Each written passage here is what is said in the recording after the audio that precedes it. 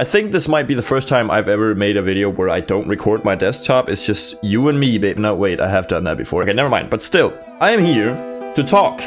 Just talk. And we're gonna be talking about a game that I'm sure a lot of you have either played or seen or any of that stuff. The Last of Us. And it's not like The Last of Us is the trendiest thing currently. There hasn't been anything new for like a year or maybe even 2 years actually. With the most recent thing being the HBO series or the remastered of Last of Us Part 2, which I know people went crazy over. But I still wanted to talk about the games because I've just finished playing them and I was kind of considering playing them on my channel, but yeah, with all the editing and all the stuff that comes between, it would take too long for me to get through the game and to actually really immerse myself in the game. So I just decided, you know what, I'm gonna sit down and I'm gonna play The Last of Us and The Last of Us Part 2, and then I'm just gonna make a video on my thoughts on it. And I have a lot of them, especially on Part 2. They're not the greatest thoughts, but let's just take the positive first. Part 1. The Last of Us Part 1 was incredible. I loved it from start to finish. It was an amazing story, and I am shocked that it took me 10 years to actually, you know, get around to playing the game or just experience The Last of Us in its full glory. But at the same time, I'm glad that I could experience something so awesome when I was actually at an older age and I could understand things a little bit better. And I really did. I really immersed myself in the story because the game was so good at making you immersed in the story. The gameplay, while it was good, it didn't really hit. And normally I'm like, okay, a game can have a good story, but if it doesn't have the gameplay, I'm not gonna like the game that much. It's why I have a hard time actually getting into Red Dead Redemption 2, because while I have heard that the story is phenomenal and will leave you teary-eyed and crying and all that, it's just the gameplay just doesn't do it for me. And I even have 2 friends who adore the game. It's their favorite game and they keep talking about it. They won't shut up, but even they have to agree that the gameplay isn't really the most incredible thing. And The Last of Us was kind of the same, but I still had fun with it, especially how you could choose between being stealthy and very noisy. I really enjoyed that aspect of the gameplay, and usually story was tied into the gameplay, so it made you immersed every single time you had to fight through enemies, because now there were new stakes. It was new types of enemies with new backgrounds. It wasn't just mindless NPCs, and I really appreciated that. So the gameplay, while not incredible, was still something that I enjoyed. But obviously the story is what was the best thing about The Last of Us Part 1, and it nails everything. I really enjoyed seeing the story with Joel and Ellie. That was great. And also characters like Henry and Sam or Tess, characters like those, where immediately you care about them, you like them, because it's survivors who you can tell want the same thing as you. And so you want them to also succeed, and when they then die, you feel sad. And now you might be thinking, well, obviously you're gonna feel sad when the good guys die, but we'll get to that when we get to Part 2. But you really cared about the characters. It was an awesome story. I can't say much that hasn't already been said, but I can say that the ending is phenomenal. It is the best ending I've ever seen in a video game. I think it was such an amazing moral dilemma that really interested me, because it's such a difficult question that doesn't really have a right answer. Because the question is always, was Joel right? But I just don't feel like that's the right way of looking at it. Because no, Joel wasn't right in what he did, but at the same time, he was. Because if we take the trolley problem, right? And you basically, it's you let a girl die to save the world. I feel like everyone would kind of be like, I think that girl's gotta go. But when you have the case of you let your daughter die to save the world, so many people, especially parents, and I've seen a lot of parents agree that they would save their daughter. And they know that that's a horrible thing to do to the rest of the world, but it's just, that's where you become really selfish, when it becomes your own flesh and blood. And I thought that was amazing, that they really posed that question, and it's a horrible situation to be in. I'm pretty sure Joel probably didn't want to be in that situation. And I also asked my dad, who isn't a video game fan in the slightest. I don't think he's ever touched a video game. Oh, well, aside from a 90s Donkey Kong game that he really wants to find so he could kick my ass in it. And I basically asked him, okay, would you let your child die to save the world? And then he was like, hell no. No, I wouldn't.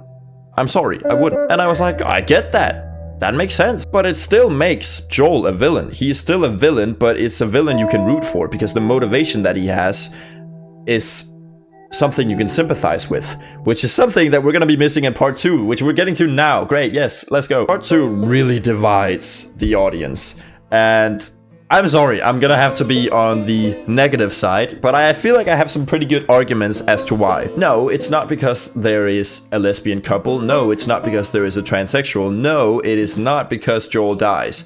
Those are the 3 things people usually brought up as to why people don't like the second part, which obviously, if that's why you don't like it, fuck you. I feel like we've gotten pretty far in to not care if there is a lesbian couple or if there's a transsexual, and I feel like they really handled that subject well. They didn't like open your mouth and just shove it down your throat and be like, they're transsexual and you need to understand. That wasn't how they did it, and sometimes stories can't do that, and they can really take you out of the immersion because you can really feel the devs desperately wanting to tell you something, and that can just be a little bit annoying because I get it, like I don't care because it's just a thing that is there, and I don't care that it's there. It's completely fine. I don't need it. I don't need you to tell me that it's there because that just takes me out of the experience. But they didn't do that, and I thought that was great. The only problem that I have about the lesbian couple is that Ellie and what was her name? Dina. Her name was Dina. As you can tell, I don't care about Dina. There was just no chemistry between them. I'm sorry. I did not give a single shit about Dina. I'm sorry. Maybe at the end of the game, I kind of cared. But in the first part of the game, I just didn't. Why? Dina was a character that had absolutely nothing to her. She was a blank sheet of paper. And only at the end did I actually kind of care about her because she served as this angel on Ellie's wings when you could really feel that Ellie was starting to lose herself. Meanwhile, Tommy, you know, was the devil on her shoulder. And so that's where I could really feel that she served a purpose, and I felt some actual chemistry between Ellie and Dina. Yay! But let's get into the biggest gripes I have with part 2. And that is, of course, the main girl herself, Abby. So Abby was a character that was introduced, and when I first saw her and played as her, I didn't really get it, because who was she? Why do we have to get introduced to a new character who is so strangely buff? That didn't really make sense to me. You're in an apocalypse. How can you stay in shape so well? And then she goes on this big adventure, and she just keeps those muscles. They never go away. And it's just, how do you retain that? What do you do? What do you use? Please tell me. Please, I need to know. Please. But no, obviously, when Abby's character starts to mean something is when she hits the hole-in-one with Joel. And that is obviously a part of the story that I wasn't very happy to see, obviously. There was no reason for him to give out his name like that. He knows that there are people who are trying to hunt him down. Why would he just give out his name when there are like 10 people surrounding him?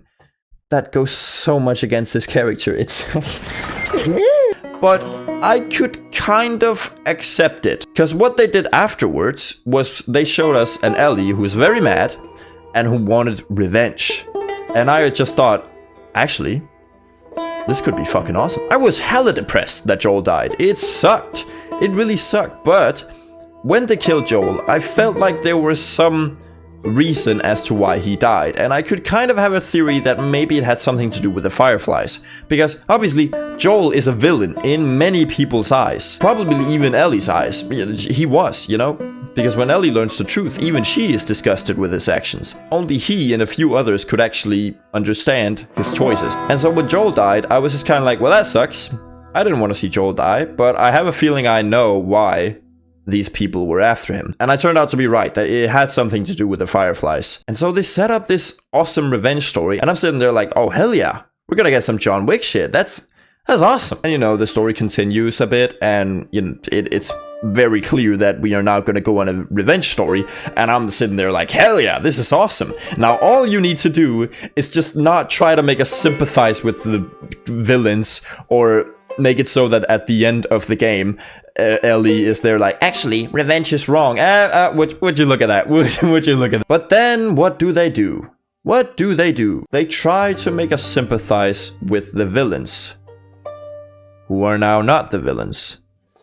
And you have completely ruined the revenge story. This vengeance thing that Ellie was supposed to go on, that the player could have a lot of fun with, has been completely stripped away. Imagine you took the villain of John Wick, he kills the dog, and then we see how there was a reason as to why he killed the dog. It was to save the entire world. The dog needed to die to save the world.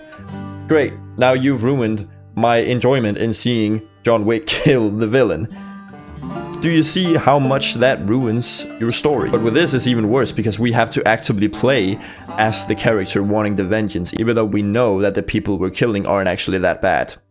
So that's lovely. So now you first of all taken away my excitement to see Joel and Ellie's relationship continue, because I know there was a lot more to explore, especially with this promise that Joel made that, no, I wasn't lying about the Fireflies. Obviously, that truth was going to be revealed and the game could really do something cool with that, and they did, but I feel like they could have done so much more had they kept Joel alive. But they decided not to, and I was obviously upset about that, but I didn't flip my table and say fuck this game. I thought, okay, there might be a reason for this that I'm gonna understand. Because what the game then continues to do is that we kill this Nora girl.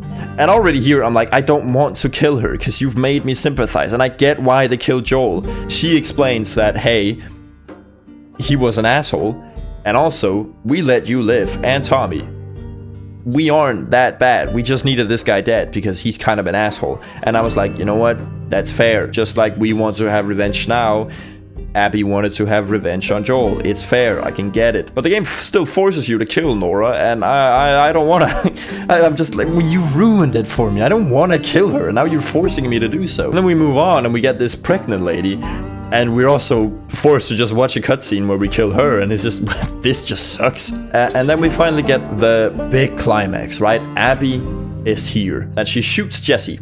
Oh, Jesse, who I've not even mentioned because he doesn't serve any point to the story other than just being a side character. And while I do feel like I liked him a bit more than Dina, because there was a little bit more to him, I like that they put him in this situation where, oh god, my ex-girlfriend is now pregnant, what do I do on this one? And how he has some contrasting beliefs with Ellie. You know, Ellie wants one thing, Jesse wants the other. It's not just, you know, like Dina, where she's like, I do whatever you do. Whatever you decide to do, Ellie, I will follow. Here we actually have Jesse, who is his own character and does his own things. He goes after Tommy when Ellie wants to go after someone else. So I like him a bit more, and I'm excited to see where his story goes. He's shot. He gets shot. Okay. Yeah. And my reaction to that death was, what?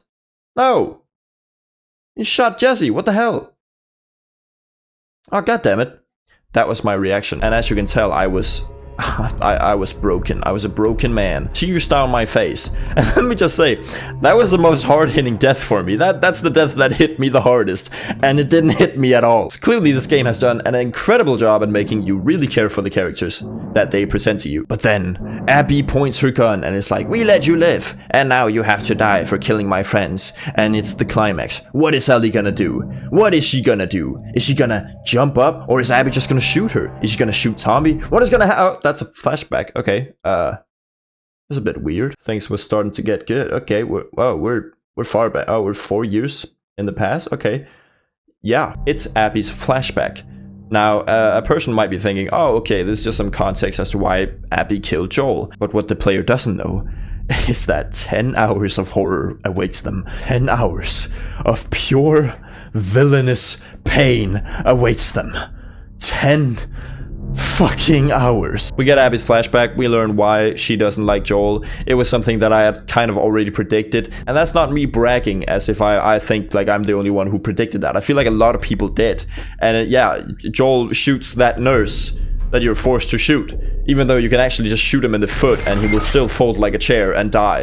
And that's just kind of like, okay, Abby, you can't really be mad at Joel on that one. You gotta be mad at your dad, dude. What the fuck is wrong with your dad? But no, canonically, he's shot in the head, and Abby's just kind of like, ah, shucks. Fuck you, Joel. And so now you understand why she killed Joel, and I was just kind of like, yeah, it's fair that you killed Joel. Like, from a story standpoint, I don't hate Abby for killing Joel. It makes sense. Just like we're trying to get revenge in this whole game, she also wanted revenge. And we can't say that, oh, Abby's wrong for getting revenge, but we're in the right for getting revenge. It doesn't work like that. You have to see it from an outside perspective and actually understand the characters without all this bias coming in, because so many people were just like, I can't believe she would just kill Joel. So petty that she does that. It's just like, dude, the whole game you're being a petty bastard for killing the people that killed Joel. And now you might be saying, well, in the first game you also kill people who are innocent. You kill the Fireflies. Why do you praise that, but you don't praise this? Well, that's because the game has made me sympathize with the character we're playing as, and even though I don't think it's the objectively right decision, I can totally see why he's making that decision, even though he knows that it's wrong. I don't think Ellie knows that what she's doing is wrong. She genuinely thinks that she has every justifiable right to kill these people. It's just pure revenge. With Joel, he just can't allow another one of his daughters to die, and you can really sympathize with that. And so it was way easier to immerse yourself in his characters and put yourself in his shoes and go through this Fireflies place and kill these people, because you know that what he's doing might not be just, but it's what he believes is right for him. And so you have no problem going along with that decision, even if you may or may not agree with it. That's the difference. You can really sympathize with Joel. Here you can't. But we get this long flashback with flashbacks in them. Which, by the way, this whole flashback as up to the point that we were just at, this is so convoluted, is one thing. But another thing is the flashbacks inside the flashbacks that show, like, Abby's relationship with Owen. Do you actually think I give a single flying fuck about your relationship with Owen? The Owen that I just shot in the chest.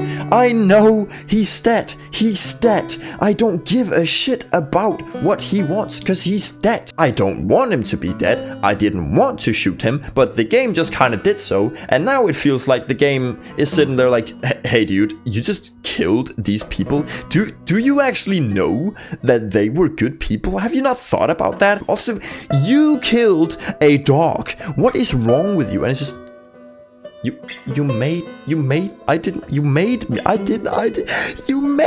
It genuinely feels like the game is trying to teach you a lesson for killing these people, even though you were forced to. And I think a lot of people didn't want to. I checked out Jacksepticeye's playthrough to see if I wasn't crazy, and even he was kind of like, I don't want to kill Nora, because I know that this isn't the way. I know that Nora had her reasons. Abby had her reasons. This is dumb. Aside from these incredibly useless flashbacks that we have this long arc with Abby until finally she sees the dead friends. And here's the problem. Abby's story has no plot. It has nothing. There is no end goal. It's just Abby being sent on different quests all the time. First she does this, then she has to do this, and she has to do this. There is not this end goal of getting to the Fireflies, or getting revenge, or anything like that. It's just different side quests on top of each other. And it's so strange and so boring as well. First of all, we see Mel, this pregnant woman, going out into the battlefield. Why, oh why, are you sending a pregnant lady out into a battlefield? Are you actually fucking stupid? That was just, immediately I didn't like these characters because they were dumb as hell. What the f is it trying to be empowering for women? Because it does the complete opposite. She gets shot in the shoulder and you're just thinking they're like, you're a fucking idiot. You could have been shot in the stomach.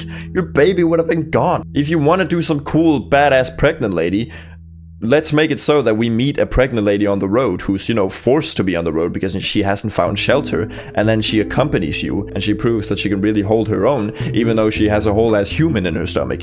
That would be cool. That would be empowering. This is just pathetic and stupid. But in a way, other things happen. I don't remember what. I recently finished the game and I've already forgotten what she actually did. What did she do? It was basically a lot of boring stuff, and then finally she gets captured and is hung. Which I will admit, that was a cool sequence where she's hung and she's like gasping for air, but she still gets the kill on that woman, a crazy ass woman. Basically, she has to go to this hospital to get some supplies to help Yara's sister, whose arm has been destroyed. And so she does this, and we get to see a cool boss fight. I will admit, that was quite a cool boss fight. I enjoyed it. I really enjoyed this chase sequence. The actual shoot 'em up was kind of lackluster. I thought they could have maybe done a little bit more. Maybe some funny quick time events or something, I don't know. But the chase scene was really, really cool. So I enjoyed that one. But then we finally go back, and this whole fetch quest. Notice how quickly I summarize that. But how long does the fetch quest actually take? Yep, that's right, 2 hours. It hurts just thinking back on it. 2 hours. But she finally finds the supplies, and the girl, I gotta find out her name. What the hell was her name? Oh shit. Oh no. Okay, Yara is the one that we have to get supplies for. Lev, that's the one. Okay, Lev is the brother, and Yara is the sister. Yara is the one whose arm gets destroyed. Obliterated, and we get the supplies for her, and her arm is cut off, which was the only way. It's fair, that's fine. Lev fucks off to see his mom or something, and now we have to go with Yara to get Lev, and Yara dies. She gets shot and dies.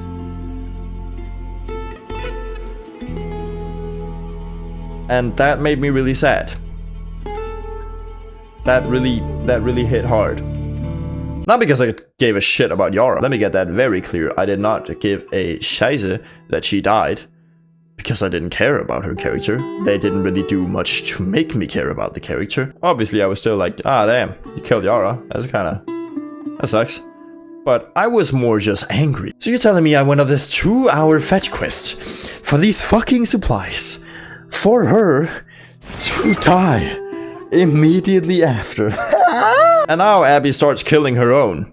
Cool. And then she finally comes back. She sees that Owen is dead. She's like, oh damn, Ellie's gotta go. They go over and they shoot Tommy. And if you ask me, it looked a lot like they shot him straight in the head and that he is pretty fucking dead. And I would just say I was so pissed off at that point. I was like, I almost don't want to play this anymore. Fair enough, you killed Joel, but you killed Tommy as well. Fuck you. Like, what? Why should I want to play this anymore? I don't care about anyone. I don't even care about Ellie. Because clearly she's lost herself. She has gotten completely lost in her search for revenge that I couldn't even sympathize with her that much either. But that didn't mean that when we finally got to that fight between Abby and Ellie, where we play as Abby trying to fuck up Ellie, that I wanted Abby to win. This is a decision that I just can't wrap my head around.